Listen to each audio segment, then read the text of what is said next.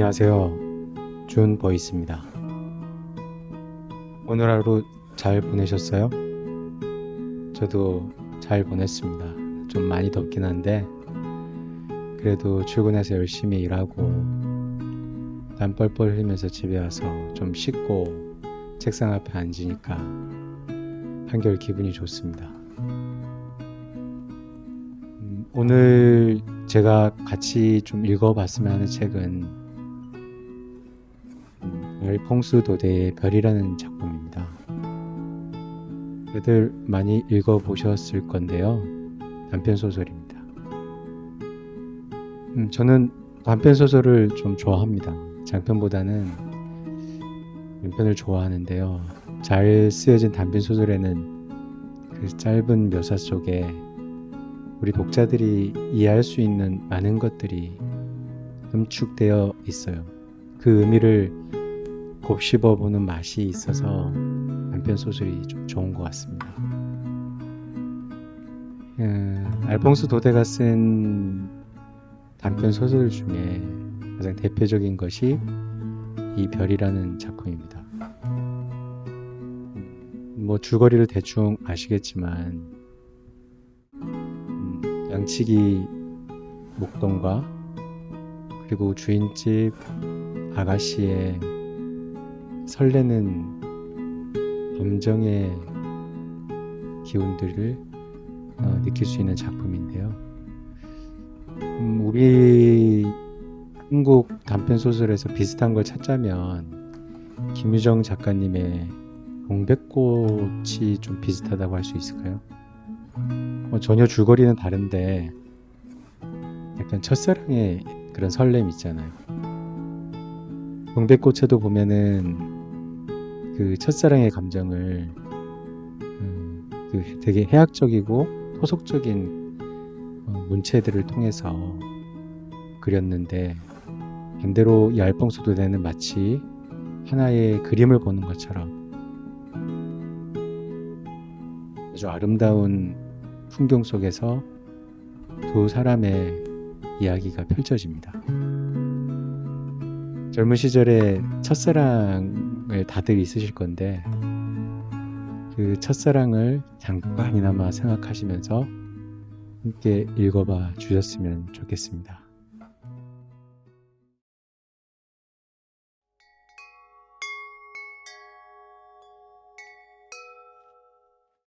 프로방스 지방의 어느 목동 이야기. 알퐁스 도데. 내가 리브롱 산에서 양을 치고 있을 때의 이야기다.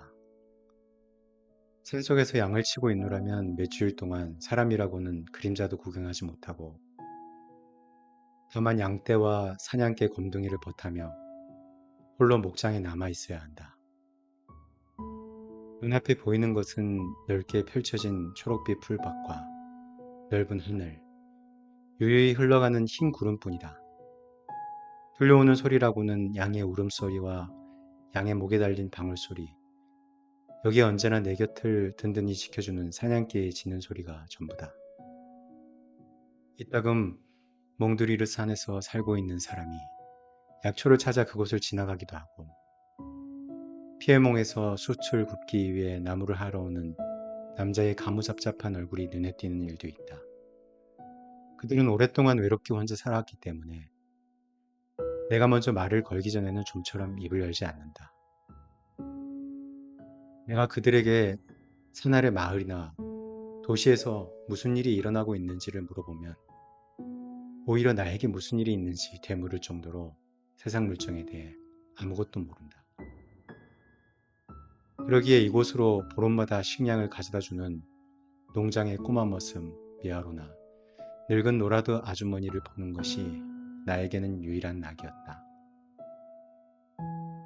2주일에 한 번씩 보름치의 양식을 실어다주는 농장의 노새 방울소리가 언덕길에서 들려오거나 농장의 꼬마 머슴 미아로의 웃는 얼굴 혹은 늙은 노라드 아주머니의 다갈색 모자가 언덕 위에 넘실거리면 나는 너무 기뻐 어쩔 줄 몰라 했다. 나는 그들이 식량을 내리기도 전에 어느 집 아이가 세례를 받았고 누가 결혼을 했는지, 누가 마을을 떠났는지 등 여러 가지 소식을 시시콜콜 캐물었다. 그러나 내가 무엇보다 알고 싶었던 소식은 우리 주인집 아가씨 스테파네트에 관한 것이었다. 그녀는 근처 백리 안에서 가장 아름답고 내가 이 세상에서 가장 좋아하는 사람이었다. 하지만 나는 미아로나 노라다 아주머니가 내 마음을 눈치채지 못하도록 애쓰면서 아가씨의 소식을 은근슬쩍 물어보곤 했다. 과히 관심을 갖는 기색을 보이지 않고 요즘에도 아가씨가 자주 파티에 참석하는지 저녁 나들이를 하는지 또한 여전히 아름다운지 새로 나타난 멋진 남자들이 아가씨의 환심을 사러 오는지 등을 넌지시 물어보았던 것이다. 그렇게 여러 가지를 묻는 내 마음속에는 언젠가 한번 보았던 아가씨의 활짝 웃는 모습이 자리 잡고 있었다. 만약 누군가가 너는 가난한 양치기에 지나지 않으면서 왜 그렇게 아가씨에 대해 궁금해하니? 라고 묻는다면 나는 이렇게 말했을 것이다. 나도 이제 20살이 되었고 스테파네트 아가씨는 내가 지금까지 보아한 사람들 중에서 가장 아름다운 사람입니다. 어느 일요일이었다. 산에서 며칠을 보내노라면 금요일인지 토요일인지 날짜를 잘 분간할 수 없지만 그날은 보름치의 식량이 오는 날로 정확하게 요일을 기억할 수 있었다. 나는 식량이 오는 날을 며칠 전부터 손꼽아 기다렸다. 그런데 그날따라 식량이 아주 늦게 도착하였다. 아침나절에는 미사를 보느라 늦는 거겠지 라고 생각했는데 정오가 되자 갑자기 소나기가 세차게 퍼부었다.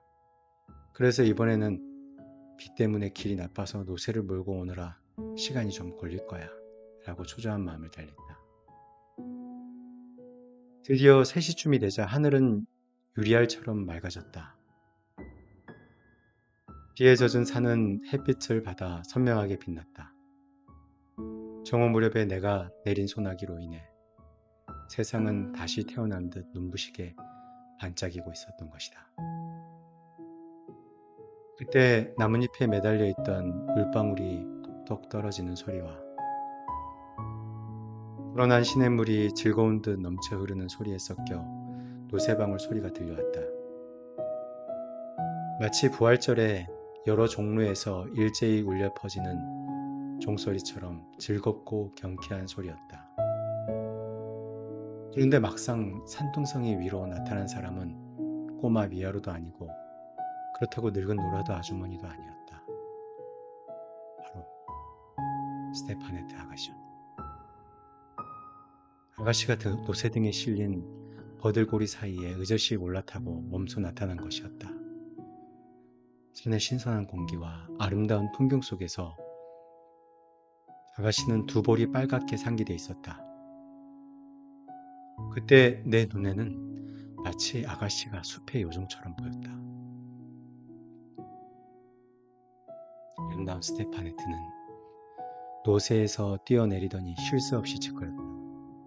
미아로는 갑자기 배탈이 나서 누워있고 노라도 아주머니는 휴가를 얻어 집에 다니러 가서 자신이 직접 오게 된 것이라고. 그리고 일찍 출발했지만 오는 도중에 길을 잃어 늦어졌다는 사연도 들려주었다. 아가씨 머리에 꽂은 꽃 리본과 눈부신 스커트, 곱고 빛나는 레이스로 단장한 화려한 옷차림 등을 보면 덤불 속에서 길을 찾아 헤맸다기보다는 차라리 어느 무도회라도 들러 놀다 늦어진 것처럼 보일 지경이었다. 오, 그 귀여운 모습. 아무리 바라보아도 내 눈은 지칠 줄은 몰랐다. 그때까지 그렇게 가까이에서 아가씨를 바라본 적이 없었던 것도 사실이다. 겨울이 되면 나는 산에 눈이 내리기 전에 양떼를 몰고 마을로 내려가 지냈다. 그때 저녁 식사를 하러 주인집의 식당으로 들어가면 가끔 아가씨가 식당을 가로질러 지나가는 것을 볼 때도 있었다. 하지만 아가씨가 하인들과 말을 하는 경우는 거의 없었고 눈도 잘 마주치지 않았다. 그래도 항상 멋있게 차려입고 미소를 짓고 있어서 집에 있는 하인들은 누구나 아가씨를 좋아했다. 그런 그 아가씨가 바로 내 앞에 와 있는 것이다. 오로지 나만을 위해서 말이다. 그녀는 바구니에서 식량을 끌어내기가 무섭게 신기한 듯 주위를 돌아보기 시작했다. 그러고는 아름다운 나들이 옷이 더럽혀질까봐 스커트를 살짝 걷어올랐다. 그러고는 양을 몰아넣는 우리 안으로 들어갔다가 꼬리를 흔드는 사냥개의 머리를 쓰다듬어 주고는 내 방 앞을 기웃거렸다. 호기심이 발동했는지 방문을 열고 방 안을 유심히 살펴보며 양털 가죽과 지프로 만든 잠자리, 벽에 걸린 외투, 채찍, 구식엽총 등을 신기하다는 듯 바라보았다. 그 모든 것이 아가씨에게는 재미있고 즐거웠던 모양이다. 그 아름다운 모습을 지켜보며 내가 어찌 넋을 잃지 않을 수 있겠는가. 그래, 여기서 산단 말이지. 여기서 혼자 밥도 먹고 잠도 자고? 얼마나 외로울까. 대체 무슨 생각을 하며 시간을 보내지? 밤마다 무슨 꿈을 꾸면서 잠이 드니? 오직 아가씨만을 생각하며 하루하루를 보낸답니다. 나는 문득 이렇게 대답하고 싶었다. 물론 그렇게 말할지라도 그것이 거짓말은 아니었다. 하지만 나는 너무 부끄러워 차마 그 말을 할 수가 없었다. 아가씨는 내가 쫄쫄매는 꼴이 재밌었는지 나에게 한층 더 짓궂은 질문을 던졌다. 그러면 예쁜 여자친구라도 가끔 만나러 올라오니? 여자친구가 여기에 찾아오면 마치 황금의 양이나 저 산봉우리 위로만 날아다니는 에스테렐 요정을 보는 듯 하겠구나. 아가씨는 나를 놀리면서 고개를 약간 뒤로 젖히고 하얀 이가 드러나도록 웃었다. 그 모습이야말로 나에게는 갑자기 나타났다가 산 너머로 사라지는 에스테르 요정처럼 보였다. 아가씨는 한동안 여기저기를 둘러보더니 내려갈 준비를 했다. 잘 있어, 목동아. 조심해서 가세요, 아가씨. 아가씨는 빈 바구니를 싣고 노새 잔등에 올라타 돌아갔다. 나는 비탈진 오솔길로 아가씨가 사라지는 모습을 오랫동안 지켜보고 있었다. 아가씨가 비탈진 오솔길로 사라진 뒤에도 내 귓가에는 노새 발굽에 채여 굴러떨어지는 돌멩이 소리가 여전히 들려오는 듯했다. 그 돌멩이 하나하나가 그대로 내 심장 위에 덜컥 떨어져 내리는 것 같았다. 나는 오래도록 그 소리에 귀를 기울이고 있었다. 해가 질 무렵까지 그 애틋한 꿈이 달아날까봐 감히 손 하나도 까딱 못하고 졸음에 쫓겨 우두커니 서 있었다. 저녁 때가 다 됐다. 산골짜기들이 점점 푸른 빛으로 변하면서 양들이 우리 안으로 돌아오려고 매매 울면서 서로 몸을 비비대고 있을 무렵이었다. 바로 그때 밑으로 내려가는 언덕배기에서 누군가가 나를 부르는 소리가 들려왔다. 누굴까 하고 곧장 내려가 보았더니 아름다운 스테파나테 아가씨가 꿈처럼 서 있는 것이 아닌가. 그런데 아까의 생글생글 웃던 모습은 온데간데 없고 흠뻑 물에 젖어 추위와 공포로 오들오들 떨고 있었다. 아마도 언덕 밑에서 소나기에 우러난 물을 건너다 그만 물에 빠진 모양이었다. 올 때는 물이 불어있지 않아 쉽게 건넜지만 돌아갈 때는 정오 무렵에 내린 소나기로 계곡에 물이 불어있었던 것이다. 무엇보다 난처한 일은 곧 날이 어두워질 터라 혼자서 산을 내려가는 것이 불가능하다는 사실이었다. 내가 아는 지름길이 있긴 있어도 아가씨 혼자서는 도저히 찾아갈 수 없었다. 그렇다고 양떼를 두고 아가씨를 데려다 주러 산을 내려갈 수도 없는 노릇이었다. 아가씨는 추위와 두려움으로 안절부절 못했다. 무엇보다 이곳에서 밤을 새우면 산 아래에 있는 가족들이 걱정할까봐 몹시 괴로워했다. 나는 아가씨를 안심시키기 위해 7월의 밤은 짧아서 곧 아침이 올 것이라고 위로했다. 나는 아가씨의 머리와 옷을 말리기 위해 서둘러 불을 피웠다. 저녁으로 양젓을 정성 들여 듬뿍 짜서 치즈를 만들어 빵과 함께 주었다. 하지만 가엾은 아가씨는 불을 쬐려고도 무엇을 먹어볼 생각도 하지 않았다. 아가씨의 맑은 두 눈에 구슬 같은 눈물이 글썽글썽 괴는 것을 보고 그만 낯다시 울고 싶은 심정이 되고 말았다.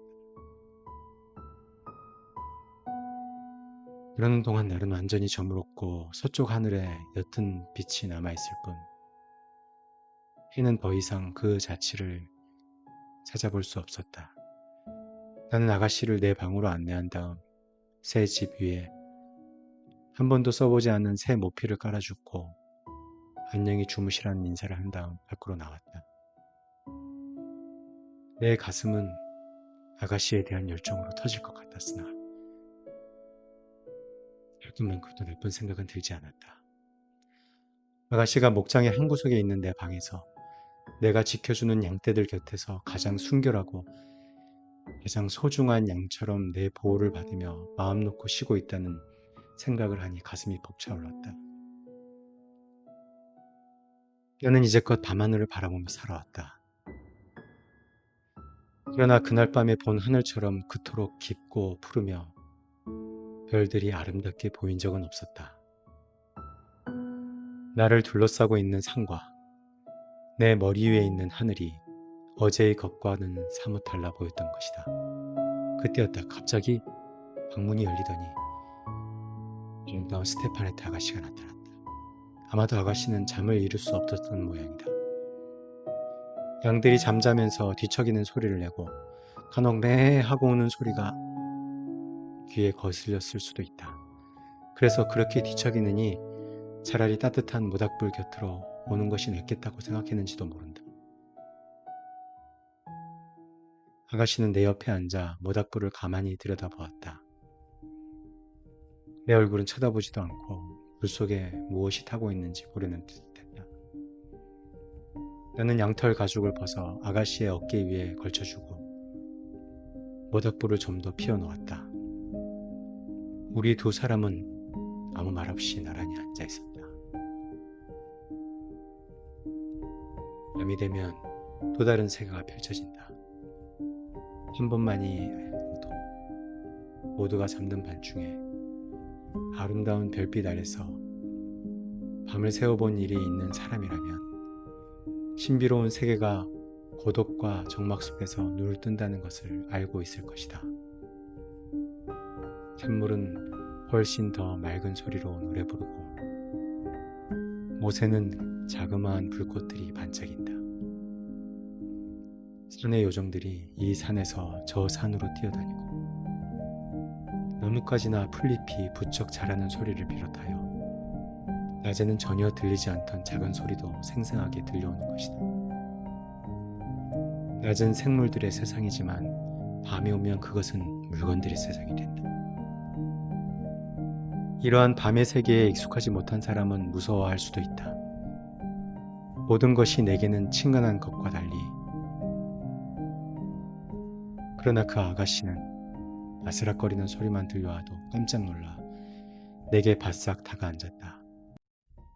한 번은 저 아래쪽 연못에서 처량하고 긴 소리가 은은하게 굽이치며 우리가 앉아있는 산등성이로 울려 퍼졌다. 그리고 그때 아름다운 한 줄기의 유성이 우리들 머리 위를 스쳐가며 방금 소리가 난 쪽으로 흘러가는 것 같았다. 저게 뭘까? 스테파네트가 나지막한 목소리로 물었다. 천국으로 들어가는 영혼이시여. 나는 그 유성이 떨어진 곳을 향해 성호를 그었다. 아가씨도 내가 하는 것을 따라 성호를 긋더니 잠시 고개를 들어 하늘을 쳐다보고는 내게 물었다. 그게 정말이니? 너희들 목동들은 모두 점성가라면서? 천만에요, 아가씨. 하지만 여기서 오랫동안 별들을 바라보고 있으면 별들의 속삭임이 들리는 것 같기도 하지요. 그러니 산 아래에 살고 있는 사람들보다 별에 대해 더 많이 알게 되는 것은 사실이죠.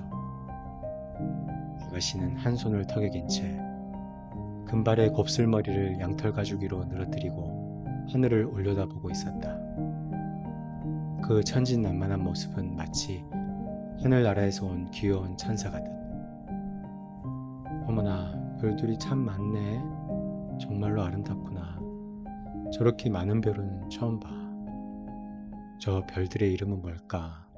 너는 알고 있니?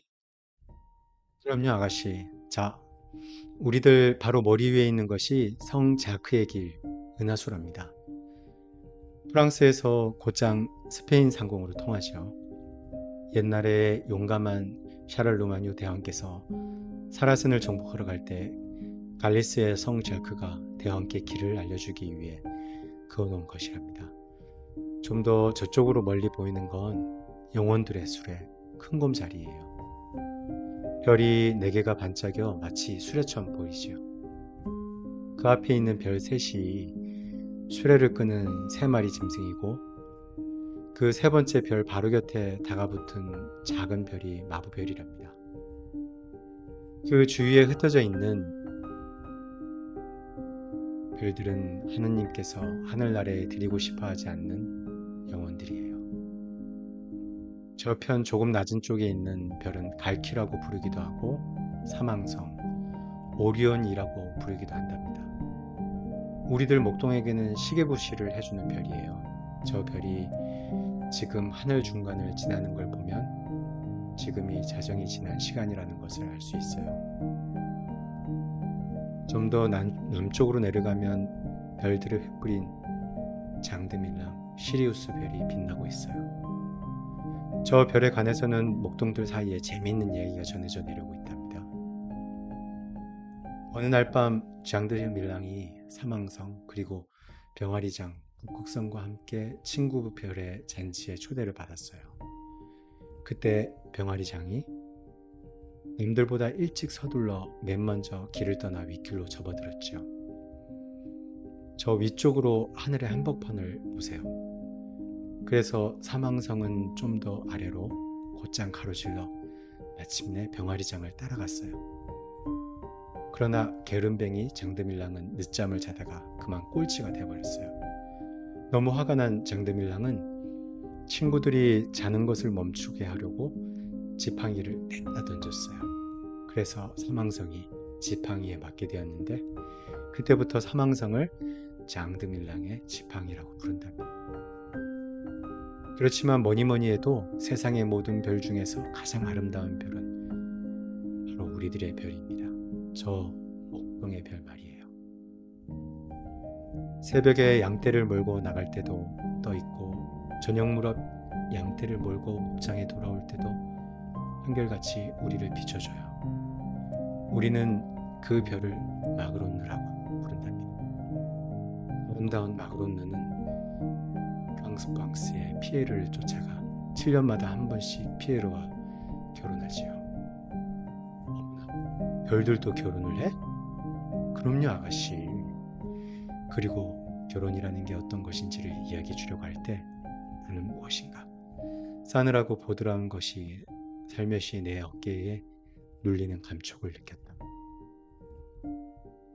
구름에 겨운 아가씨가 그 작은 머리를 내 어깨에 기댄 것이다. 리본과 에이스로 묶은 곱슬곱슬한 머리카락이 내 얼굴을 간지렸다. 나는 설레는 마음으로 멍덩이 터 주위가 환해질 때까지 꼼짝 않고 그대로 앉아 있었다. 내가 조금이라도 몸을 움직이면 아가씨가 깨어날 것 같아 나는 잠든 아가씨의 얼굴을 지켜보며 꼬박 밤을 새웠던 것이다.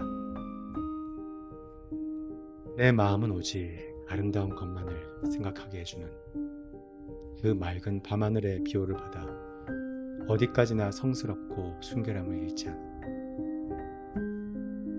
우리 주위에는 총총한 별들이 마치 헤아릴 수 없이 거대한 양떼처럼 고분고분하게 고요히 그들의 운행을 계속하고 있었다. 저 수많은 별들 중에서 가장 귀하고 가장 빛나는 별 하나가 길을 잃고 내 어깨 위에 살며시 내려앉아 고이 잠들어 있노라고.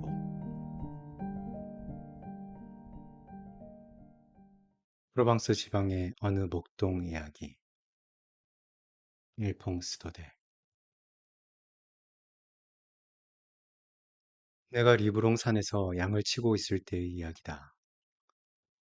산속에서 양을 치고 있노라면 몇 주일 동안 사람이라고는 그림자도 구경하지 못하고 다만 양떼와 사냥개 검둥이를 벗하며 홀로 목장에 남아 있어야 한다.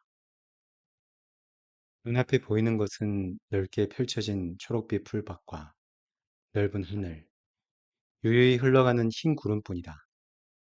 들려오는 소리라고는 양의 울음소리와 양의 목에 달린 방울소리, 여기에 언제나 내 곁을 든든히 지켜주는 사냥개의 짖는 소리가 전부다. 이따금 몽두리르 산에서 살고 있는 사람이 약초를 찾아 그곳을 지나가기도 하고 피해몽에서 숯을 굽기 위해 나무를 하러 오는 남자의 가무잡잡한 얼굴이 눈에 띄는 일도 있다. 그들은 오랫동안 외롭게 혼자 살았기 때문에 내가 먼저 말을 걸기 전에는 좀처럼 입을 열지 않는다. 내가 그들에게 산 아래 마을이나 도시에서 무슨 일이 일어나고 있는지를 물어보면 오히려 나에게 무슨 일이 있는지 되물을 정도로 세상 물정에 대해 아무것도 모른다. 그러기에 이곳으로 보름마다 식량을 가져다 주는 농장의 꼬마 머슴 미아로나 늙은 노라드 아주머니를 보는 것이 나에게는 유일한 낙이었다. 2주일에 한 번씩 보름치의 양식을 실어다 주는 농장의 노새 방울 소리가 언덕길에서 들려오거나 농장의 꼬마 머슴 미아로의 웃는 얼굴 혹은 늙은 노라드 아주머니의 다갈색 모자가 언덕 위에 넘실거리면 나는 너무 기뻐 어쩔 줄 몰라 했다. 나는 그들이 식량을 내리기도 전에 어느 집 아이가 세례를 받았고 누가 결혼을 했는지 누가 마을을 떠났는지 등 여러 가지 소식을 시시콜콜 캐물었다. 그러나 내가 무엇보다 알고 싶었던 소식은 우리 주인집 아가씨 스테파네티에 관한 것이었다. 그녀는 근처 백리 안에서 가장 아름답고 내가 이 세상에서 가장 좋아하는 사람이었다. 하지만 나는 미아로나 노라다 아주머니가 내 마음을 눈치채지 못하도록 애쓰면서 아가씨의 소식을 은근슬쩍 물어보곤 했다. 과히 관심을 갖는 기색을 보이지 않고 요즘에도 아가씨가 자주 파티에 참석하는지 저녁 나들이를 하는지 또한 여전히 아름다운지 새로 나타난 멋진 남자들이 아가씨의 환심을 사러 오는지 등을 넌지시 물어보았던 것이다.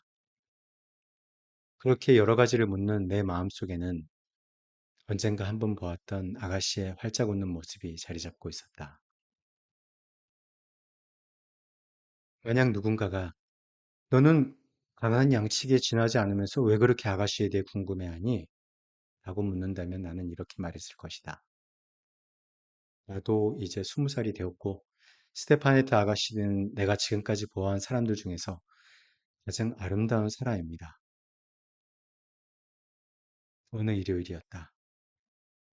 산에서 며칠을 보내노라면 금요일인지 토요일인지 날짜를 잘 분간할 수 없지만 그날은 보름치의 식량이 오는 날로 정확하게 요일을 기억할 수 있었다.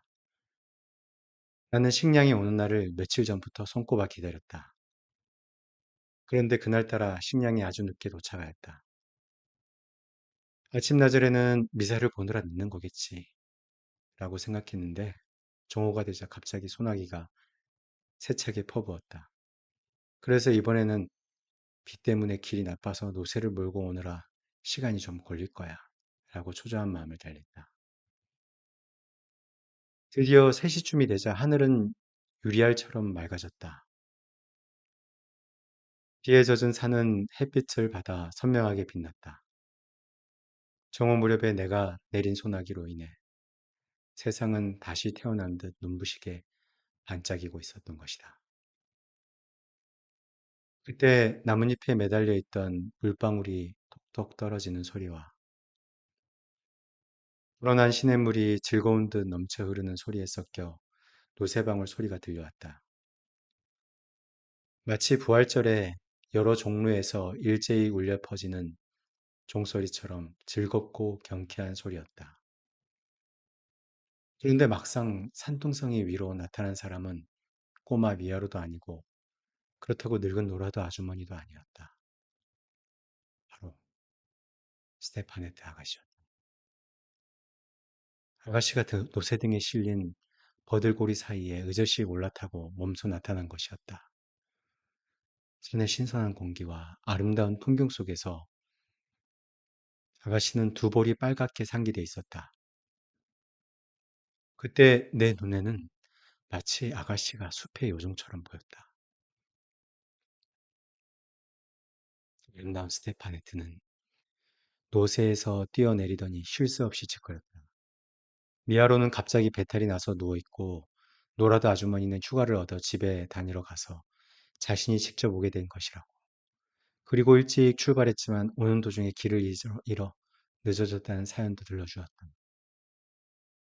아가씨 머리에 꽂은 꽃 리본과 눈부신 스커트, 곱고 빛나는 레이스로 단장한 화려한 옷차림 등을 보면 덤불 속에서 길을 찾아 헤맸다기보다는 차라리 어느 무도회라도 들러 놀다 늦어진 것처럼 보일 지경이었다. 오, 그 귀여운 모습. 아무리 바라보아도 내 눈은 지칠 줄은 몰랐다. 그때까지 그렇게 가까이에서 아가씨를 바라본 적이 없었던 것도 사실이다. 겨울이 되면 나는 산에 눈이 내리기 전에 양떼를 몰고 마을로 내려가 지냈다. 그때 저녁 식사를 하러 주인집의 식당으로 들어가면 가끔 아가씨가 식당을 가로질러 지나가는 것을 볼 때도 있었다. 하지만 아가씨가 하인들과 말을 하는 경우는 거의 없었고 눈도 잘 마주치지 않았다. 그래도 항상 멋있게 차려입고 미소를 짓고 있어서 집에 있는 하인들은 누구나 아가씨를 좋아했다. 그런 그 아가씨가 바로 내 앞에 와 있는 것이다. 오로지 나만을 위해서 말이다. 그녀는 바구니에서 식량을 끌어내기가 무섭게 신기한 듯 주위를 돌아보기 시작했다. 그러고는 아름다운 나들이 옷이 더럽혀질까봐 스커트를 살짝 걷어올라. 그러고는 양을 몰아넣는 우리 안으로 들어갔다가 꼬리를 흔드는 사냥개의 머리를 쓰다듬어 주고는 내 방 앞을 기웃거렸다. 호기심이 발동했는지 방문을 열고 방 안을 유심히 살펴보며 양털 가죽과 지프로 만든 잠자리, 벽에 걸린 외투, 채찍, 구식엽총 등을 신기하다는 듯 바라보았다. 그 모든 것이 아가씨에게는 재미있고 즐거웠던 모양이다. 그 아름다운 모습을 지켜보며 내가 어찌 넋을 잃지 않을 수 있겠는가. 그래, 여기서 산단 말이지. 여기서 혼자 밥도 먹고 잠도 자고. 아, 얼마나 외로울까. 대체 무슨 생각을 하며 시간을 보내지? 밤마다 무슨 꿈을 꾸면서 잠이 드니? 오직 아가씨만을 생각하며 하루하루를 보낸답니다. 나는 문득 이렇게 대답하고 싶었다. 물론 그렇게 말할지라도 그것이 거짓말은 아니었다. 하지만 나는 너무 부끄러워 차마 그 말을 할 수가 없었다. 아가씨는 내가 쫄쫄매는 꼴이 재밌었는지 나에게 한층 더 짓궂은 질문을 던졌다. 그러면 예쁜 여자친구라도 가끔 만나러 올라오니? 여자친구가 여기에 찾아오면 마치 황금의 양이나 저 산봉우리 위로만 날아다니는 에스테렐 요정을 보는 듯 하겠구나. 아가씨는 나를 놀리면서 고개를 약간 뒤로 젖히고 하얀 이가 드러나도록 웃었다. 그 모습이야말로 나에게는 갑자기 나타났다가 산 너머로 사라지는 에스테르 요정처럼 보였다. 아가씨는 한동안 여기저기를 둘러보더니 내려갈 준비를 했다. 잘 있어, 목동아. 조심해서 가세요, 아가씨. 아가씨는 빈 바구니를 싣고 노새 잔등에 올라타 돌아갔다. 나는 비탈진 오솔길로 아가씨가 사라지는 모습을 오랫동안 지켜보고 있었다. 아가씨가 비탈진 오솔길로 사라진 뒤에도 내 귓가에는 노새 발굽에 채여 굴러떨어지는 돌멩이 소리가 여전히 들려오는 듯했다. 그 돌멩이 하나하나가 그대로 내 심장 위에 덜컥 떨어져 내리는 것 같았다. 나는 오래도록 그 소리에 귀를 기울이고 있었다. 해가 질 무렵까지 그 애틋한 꿈이 달아날까봐 감히 손 하나도 까딱 못하고 졸음에 쫓겨 우두커니 서 있었다. 저녁 때가 다 됐다. 산골짜기들이 점점 푸른 빛으로 변하면서 양들이 우리 안으로 돌아오려고 매매 울면서 서로 몸을 비비대고 있을 무렵이었다. 바로 그때 밑으로 내려가는 언덕배기에서 누군가가 나를 부르는 소리가 들려왔다. 누굴까 하고 곧장 내려가 보았더니 아름다운 스테파나트 아가씨가 꿈처럼 서 있는 것이 아닌가. 그런데 아까의 생글생글 웃던 모습은 온데간데 없고 흑백 물에 젖어 추위와 공포로 오들오들 떨고 있었다. 아마도 언덕 밑에서 소나기에 불어난 물을 건너다 그만 물에 빠진 모양이야.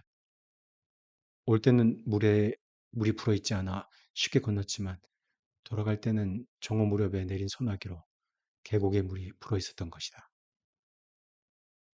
무엇보다 난처한 일은 곧 날이 어두워질 터라 혼자서 산을 내려가는 것이 불가능하다는 사실이었다.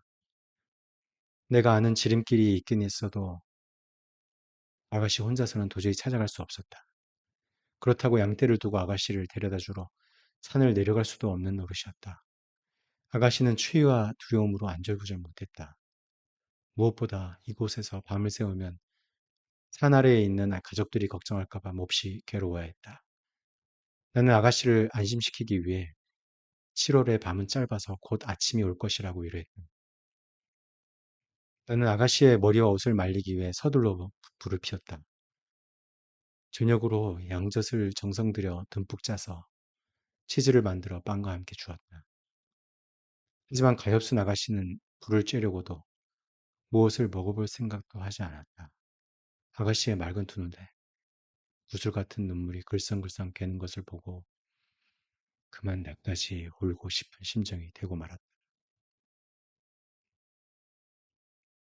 그러는 동안 날은 완전히 저물었고 서쪽 하늘에 옅은 빛이 남아있을 뿐 해는 더 이상 그 자취를 찾아볼 수 없었다.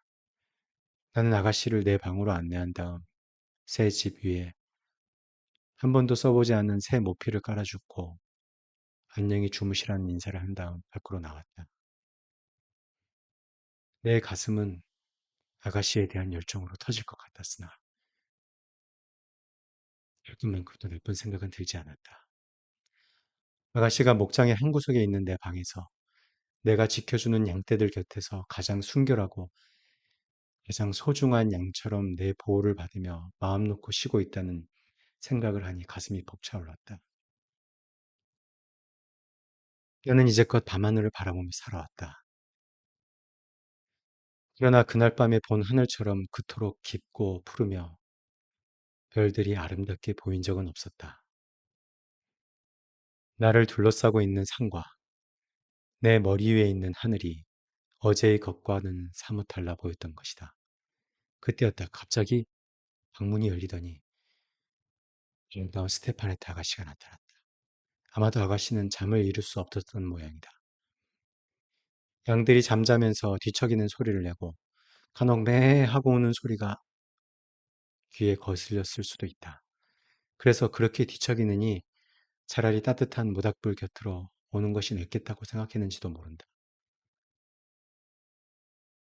아가씨는 내 옆에 앉아 모닥불을 가만히 들여다보았다.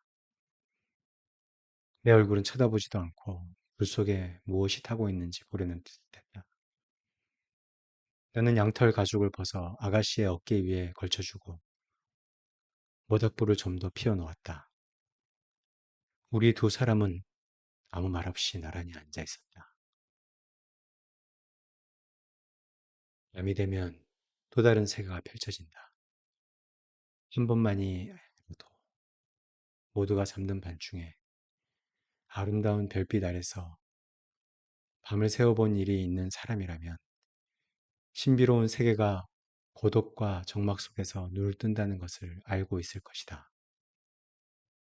샘물은 훨씬 더 맑은 소리로 노래 부르고 못에는 자그마한 불꽃들이 반짝인다. 산의 요정들이 이 산에서 저 산으로 뛰어다니고 나뭇가지나 풀잎이 부쩍 자라는 소리를 비롯하여 낮에는 전혀 들리지 않던 작은 소리도 생생하게 들려오는 것이다. 낮은 생물들의 세상이지만 밤이 오면 그것은 물건들의 세상이 된다. 이러한 밤의 세계에 익숙하지 못한 사람은 무서워할 수도 있다.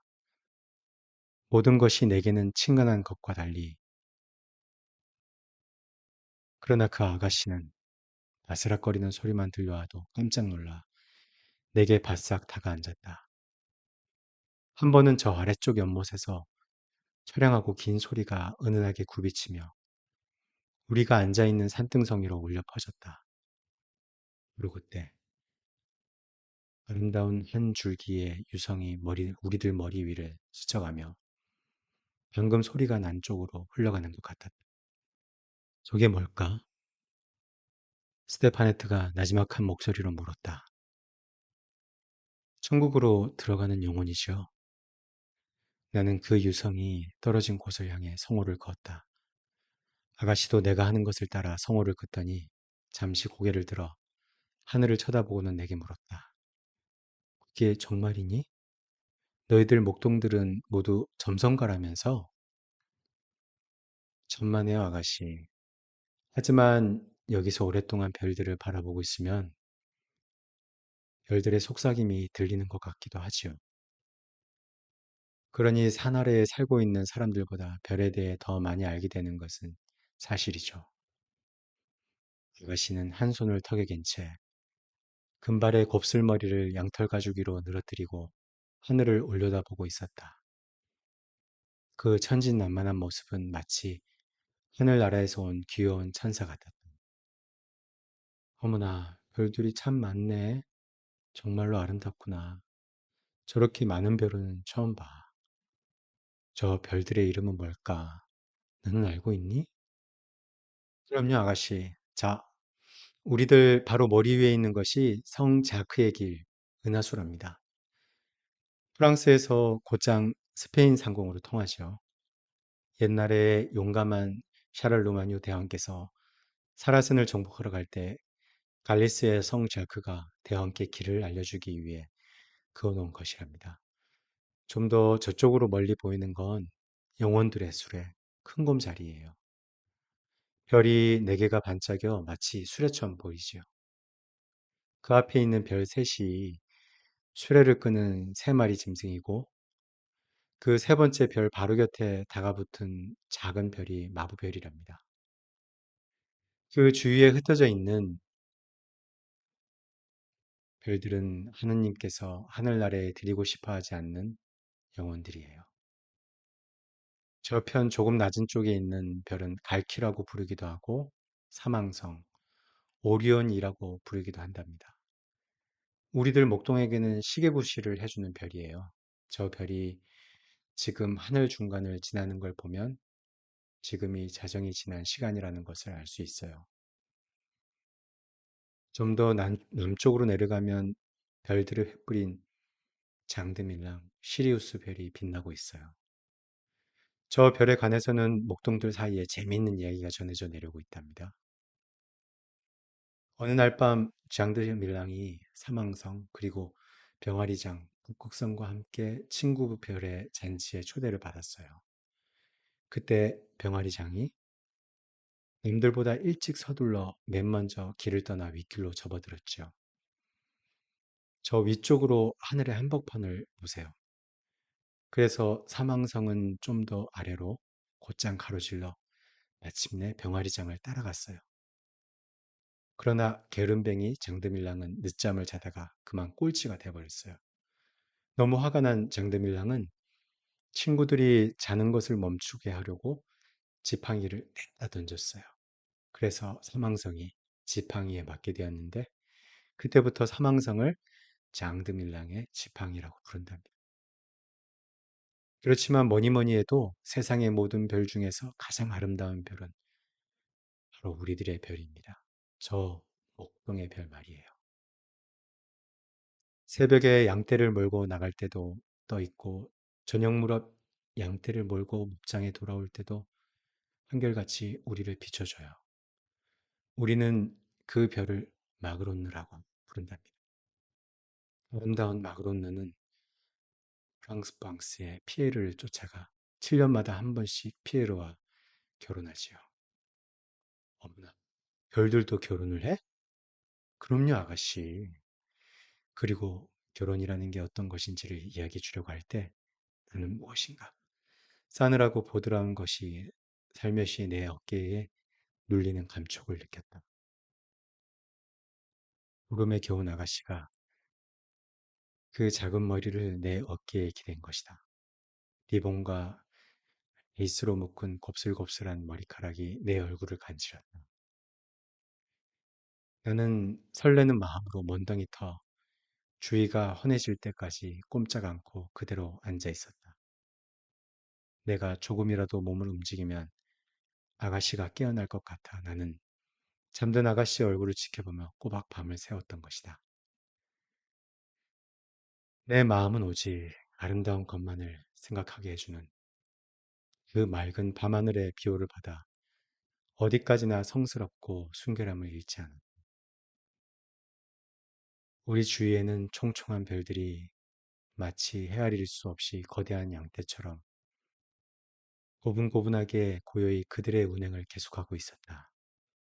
저 수많은 별들 중에서 가장 귀하고 가장 빛나는 별 하나가 길을 잃고 내 어깨 위에 살며시 내려앉아 고이 잠들어 있노라고.